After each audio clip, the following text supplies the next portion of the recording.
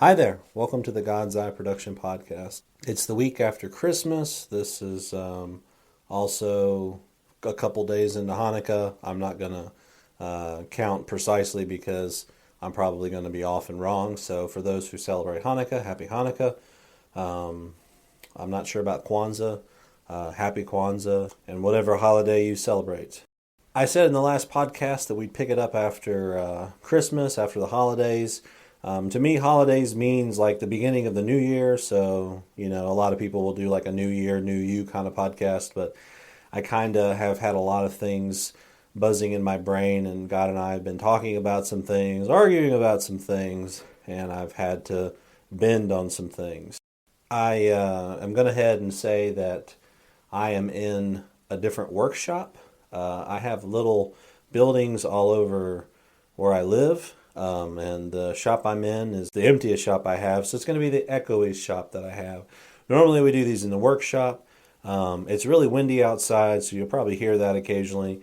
So just keep that in mind. So I figured that up here might be better because it's not as close to the road. The wind should be kind of a windbreaker where I am.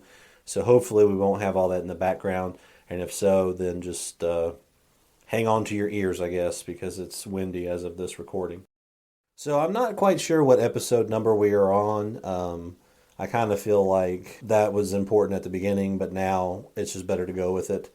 Normally I prepare a lot of notes. This time I don't really have a lot of notes, so which is strange for me because I love notes, but I just feel in my spirit that we just need to talk about the holidays. The holidays, I think I've said last time, that the holidays are an opportunity to go into things with God. A lot of people drink too much. A lot of people eat too much. Sometimes they just get caught up in the season. Sometimes it's masking for something else. So I'm stressed out about what my mom said. Therefore, I'm going to eat a lot more casserole because I'm stressed. Or I'm not going to eat a lot of things because I'm so busy, so on and so forth. So a lot of people fall out of different spectrums of that. So the point that I'm trying to make with all this is just to have an awareness of it. Mindless eating goes along the holidays, and this is not a diet podcast. I'm sure you can find a lot out there about positive body image around the holidays and things like that. I'm more concerned with the spiritual aspect of that and also the discipleship, because that's what we're about here at God's Eye Productions. So around the holidays, we kind of return to our younger selves. So I think I've talked about this before. I've had to go back into some things, and God will reveal things as you get older, so it goes in a circle. So what you thought you were good with, God says, no, you're not good with that, we need to fix this, go back into it, so on and so forth. So that can be really revealing at times. So with where we're going today, though, is kind of a personal note, kind of like a real case scenario from the past, and I'm hoping that it allows you to get some awareness on what is quirky with you, and I don't mean in a good way, I mean the things that you need to work on. And I'm not pointing my finger at anybody when I say that, or waving my crooked finger saying that, you're not right with God, therefore this is not going to happen and that's going to, no. It's just kind of, I'm missing the mark. So I'm kind of going to tell my story in the hopes that maybe it'll help you kind of figure out your story a little bit with this in the holidays. And then we'll pick it up with our more regular podcast next time, wherever the Lord leads. So around Thanksgiving, I kind of returned to a younger state, and I think a lot of people do. And so I was very excited about a project that I was working on, and I wanted to share it with people. But it seemed like everybody else was kind of in the future, and I was still stuck in the past, so to speak. Even though it's their present, to me, it felt like the future. If you spend too much time in the past, you'll be depressed. You spend too much time in the future, you'll be anxious. You can spend some time in both to get perspective and to get some reframing going on, but you definitely want to try to stay in the present as much as possible, because I feel like that, and a lot of religions stress that.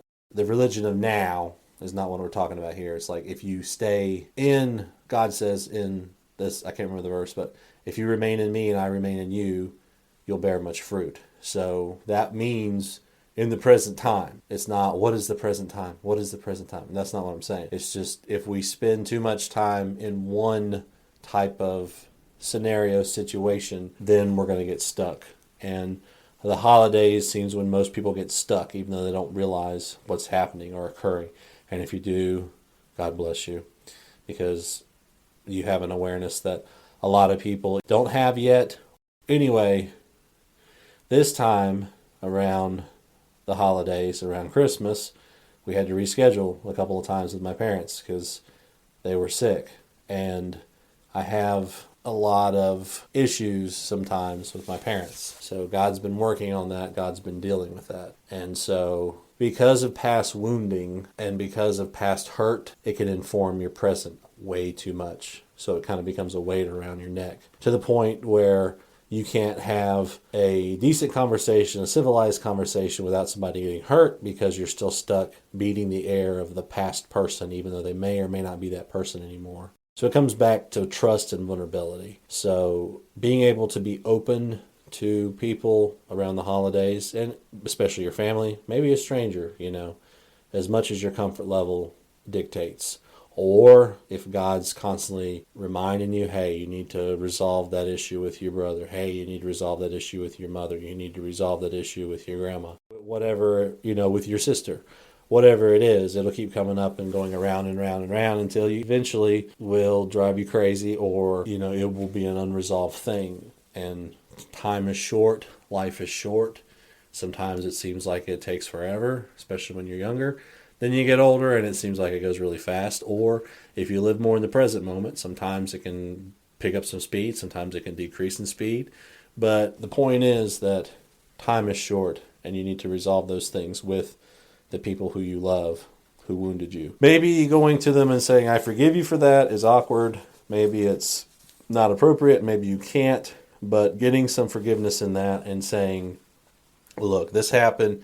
This is who you were. What I believe right now is that you're upset at me. I'm in disappointment to you. And, putting it out there in the open, being very explicit.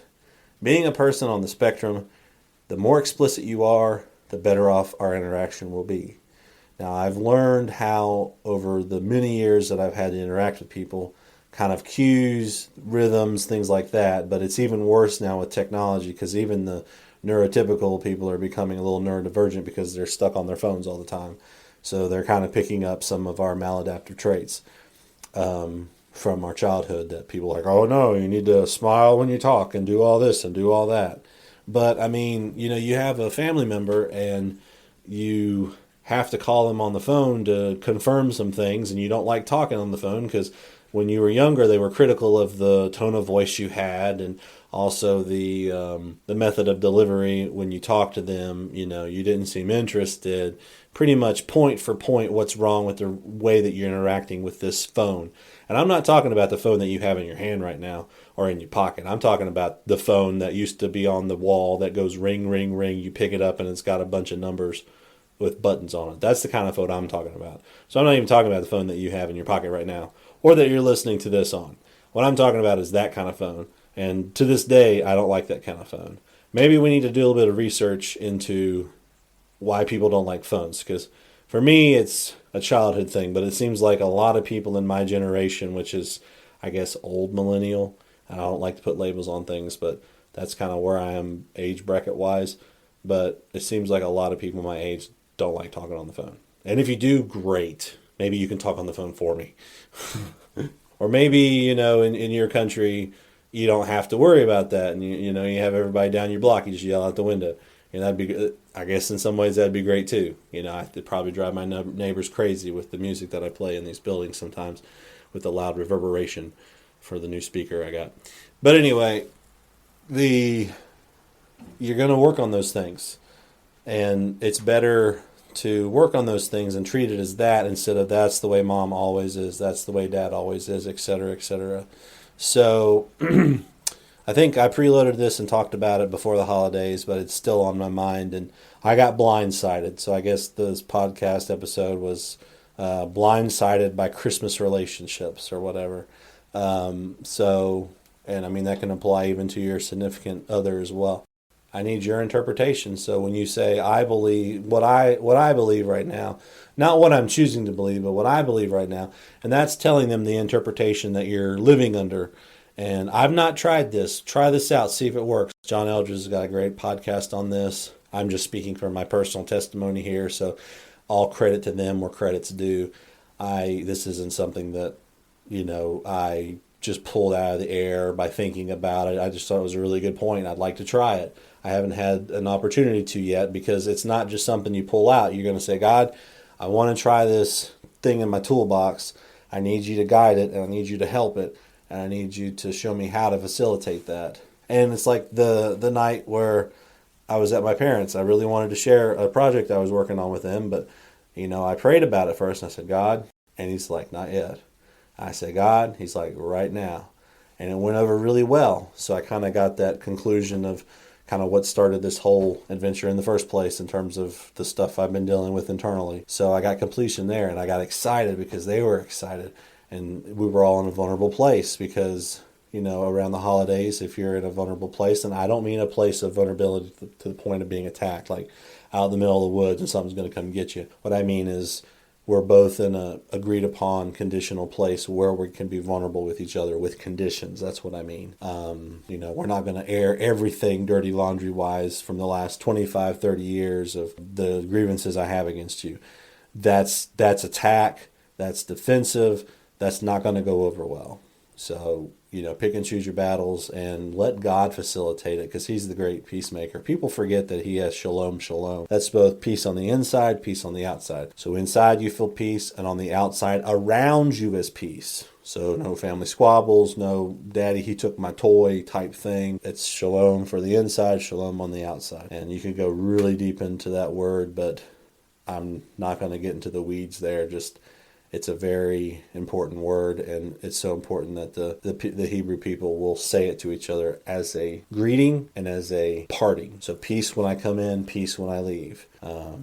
Peace in this house, peace for your family, peace in your inside of your body in terms of your health, in terms of your emotional needs, your spiritual needs. So it covers everything. It's a circle. But God shut the door. He's like, yep, play it. Now's a good time. Now shut the door. But God, it's nope. Your window of opportunity has come to an end. And so I was frustrated and disappointed, because when I get excited about something and people seem to be excited about something, I want to share more with them about that thing. But sometimes people's windows of opportunity are limited. It'll open for 5 seconds, 3 minutes, whatever, then it'll shut. And if we'll pray for an awareness of when that time is, and it could be witnessing to them about Jesus, it could be some project we're working on, it could be other things. It doesn't have to be necessarily spiritual things, but just having an awareness of, I can talk to this person about this thing right now, or now's not a good time. I am very bad with timing, my wife can tell you, because I'll say something because it's important and it's right now and it's immediate,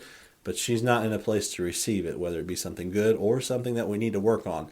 And I don't mean that it's a checklist of whatever, It could be something as simple as, did you take the trash today? It's like, well, I still need to get the chicken ready and so on and so. Okay, well, that was not a good question to ask in that appropriate time. So it's not just some big giant spiritual truth. So, it can be a multitude of things. But being a person on the spectrum, you learn these things that I'm trying to help you out. If you are as well, try to shortcut it a little bit. Now, in life, there are no shortcuts, but there can be helpful, friendly pointers along the way. So like when you're a kid, you're doing the alphabet paper, A, B, C, and all that, and they give you the dots so that you can learn how to trace the dots. So this is the social dots of interaction with people. So try this, not that. So it's kind of in your social skill set, your toolbox, if you will. I'm trying to give you the dotted paper so that you can kind of learn how to write socially, or how to interact better socially. So it's kind of like that. In terms of who you're doing things with, be aware of your audience at all times. If you're with an older person, chances are you're going to have to speak louder, which you probably already know that. Your delivery is going to have to be shorter. They're probably going to repeat themselves a lot. Sometimes I'll repeat the same thing in 3 different ways because I have a teaching background, so I'm used to repeating things 3 to 5 times. So if this is annoying to you because I've kind of said some of this stuff before, I apologize. Say the same thing in different ways because, a kid may not get it one way, so you say it this way and then they understand it. And unfortunately, that also scratches the autism part of my brain as well because I get on a circle and I tend to repeat myself a lot. So go with God into your wounding. So there's wounding there, there's a coldness there to that person. That's the snake in the bushes. Yeah, that person could have been a snake in the bushes 25 years ago, but are you still going to hold that grudge against them? Well, there's perfect justification for it, A, B, C, and D. What did Jesus say? Forgive them. How many times? 7 times 77. So that's a lot of times to forgive somebody for something. Now, we don't forget, but we can forgive. But sometimes we also have to forgive ourselves too. What's really great is when you're talking to somebody and they're dealing with a similar issue and you can see it and they're like, oh my gosh, you're right.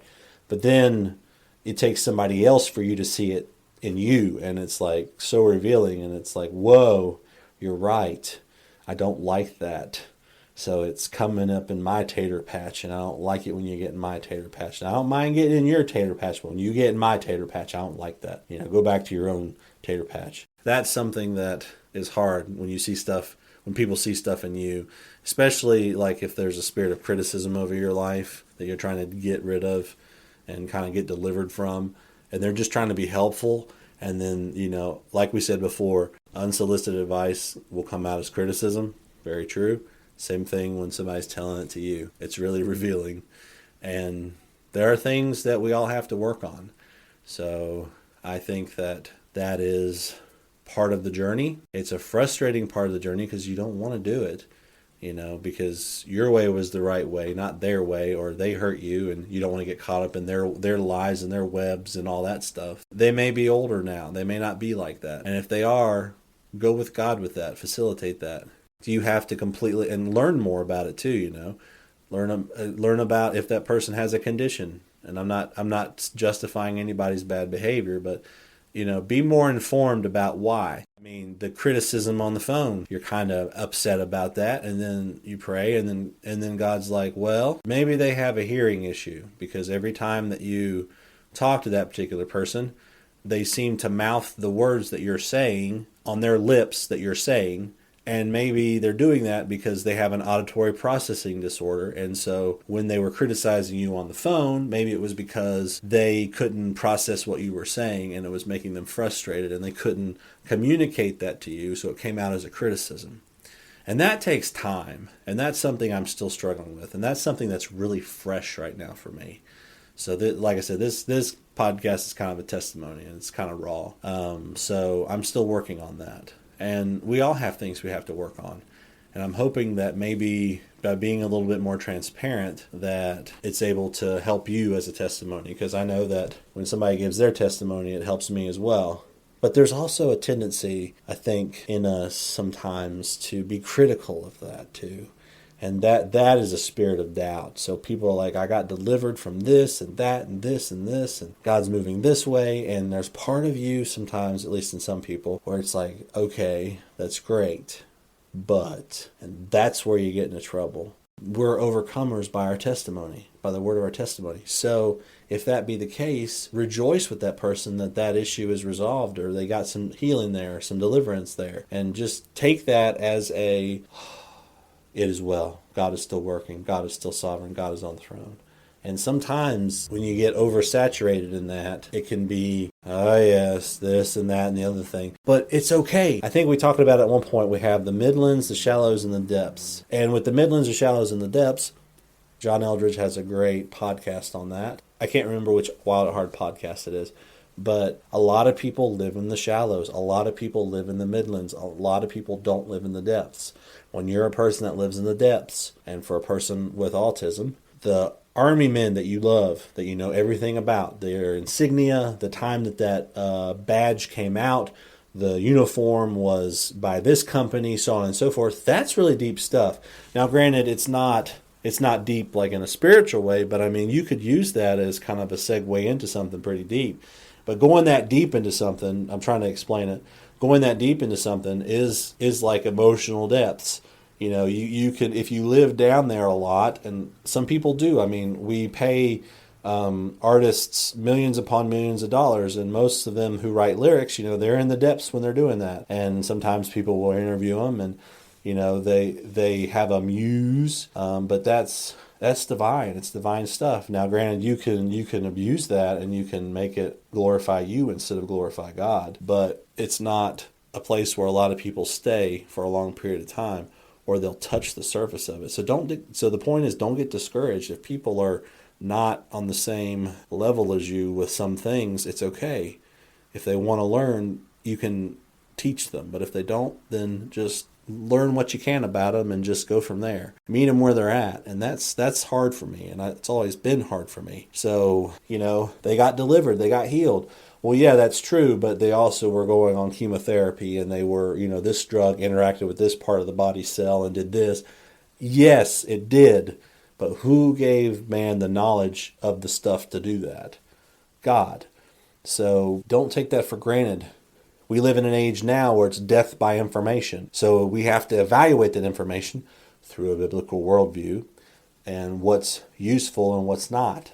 So the interpretive lens that I use, including with my wounding, is sort of the problem that I have. I can't get out of it, but I can get somebody to help me get out of that. And in my opinion, biblical worldview is the most objective worldview there is. A lot of people don't look into the depths of things. They're not worried about the great mystery behind things. It's just the way it has always been. It's the way it is. And if people are like that, learning to meet them on their level is very important. And I'm not trying to be arrogant when I say that. When the Bible says, when I was in Rome, I spoke like a Roman. So something like that. You're around, in my case, a lot of people who work with their hands in my area have an accent.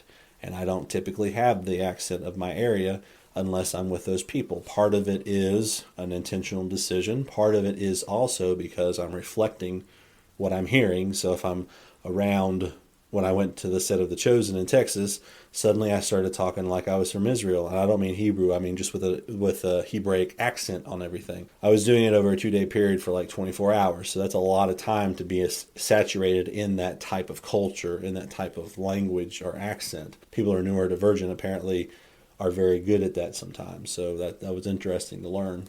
So you got to meet people where they are. Now, when I was younger, it would be the poser self talking, like, yeah, we got to go over there and get that thing. And no, that's the poser self. You got to get delivered from that. I'm talking about real conversations, like, yeah, with that thing there in that Kubota, and I put that on there. And you're like, oh yeah, did you try to put the carburetor in that part and like you messed it up? Like, yeah, I messed it up and I did this. Like, man, I hate it when that happens. So it comes out a little bit, but it's coming from a genuine place of trying to connect with people. And it's hard to connect with your family. It's hard to connect with your relatives around the holidays. Or you end up thinking about things after the holidays or progressing to the holidays, New Year's and all that. But go with God in it. Be open to the movement of God in there. And I'll be honest, when this was all happening, I prayed and I said, God, I know that this interaction with this particular family member is going to have to change. I'm not ready for the change. It makes me upset. It makes me angry. And it kind of distorts the bubble I built up around this person. But you've been on me through various people to be kinder, to see their point of view. And it's been validated through 2 witnesses in a biblical way. And I don't really like it, but set up the conditions to get me ready to receive and get delivered from this place of wounding. With that said, I'm going to fight you. I'm going to resist. But I need you to just set it up the way it needs to be set up so that the outcome happens that I know you want to have happen, but in a way that works for both of us. So that was kind of a convoluted prayer, but it's like, look, I know that this has to happen. I know that I'm going to have to do this. I don't want to do this. I really don't want to do this, but time is running out. Time is short, and it will be an unresolved issue that I will not be able to fix or get deliverance from if I don't start the process now. And that sounds like a big cosmic nebulous thing, but the point is time's running out. Spend time with your family around the holidays, whatever you need healing and deliverance for. God's a big God. He can handle it. He created the universe. The mathematic formulas that are sustaining the universe right now sustains us.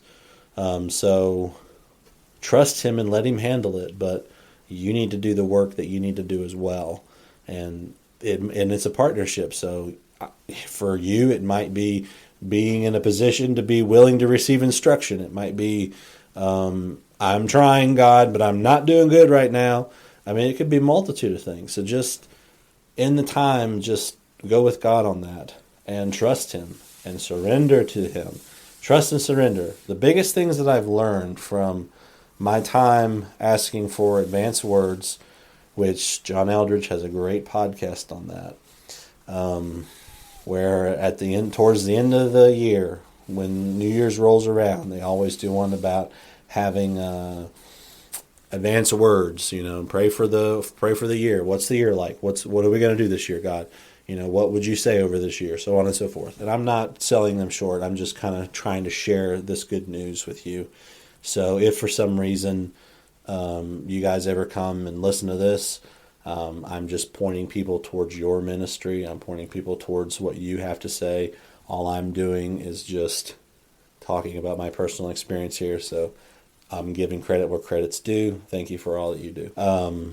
But every time I've done that, I've looked back and I've seen that trust and surrender were the two biggest things. Every year, the theme was this. But when you chart it over multiple years in terms of the advanced word God gives you, and if you'll write it down, you can see trends and commonalities. You're like, oh my gosh, this year it was this year it was that, this year is that. The category that all of these advanced words fall under is trust. Oh my gosh, the category that all of these words that God gave me the last 7-8 years is surrender. So this is an offshoot of surrender. It's like surrender is the big mothership idea, if we can visualize it in our brains. And then we put a circle around it, put some sticks coming down. And those little sticks are all the words advanced that I was given. And then we put a circle around those words. And you're like, okay, the mothership category is trust and surrender. The point is, if you do those things, you will be in a better position to get healing, restoration, and deliverance from the things that are making you stuck in the mud like a wagon wheel. But you got to be willing to receive it and go towards where God wants you to go towards. And I'm still working on that, and I still got to get delivered from that a lot. So anyway, this has been off-the-cuff testimony of the holidays, I guess. We'll see where God leads for the next time. Probably won't pick it up until January. We got some projects coming up that we'll announce soon. And I'm not talking podcast projects. I'm talking about just in general. And just a little bit about it. God's Eye Productions, if you go to the YouTube channel, there are some videos that go along with this podcast. This podcast actually was a long time coming. The videos were what the structure of it was at first, and kind of the outreach first. And that, at this point, hasn't been led to go back into that. But originally this was more of a movie ministry. Due to the time constraints that I have, the podcast is all that I can manage at the moment. But just know that God's Eye Productions is kind of like a mothership, and projects that come off from that are kind of like the other little, I guess, baby ships of that. So just want to throw that out there because, I have a blog, we have the podcast, some little vignette scenes on the website, on our YouTube page. So lots of little things. Some things are a little dated now, but that's okay. God is a God that is not constrained by time. So those things are, I think, still timely and appropriate. But anyway, you can check out some of those things. Thank you for listening, and we'll see you next time.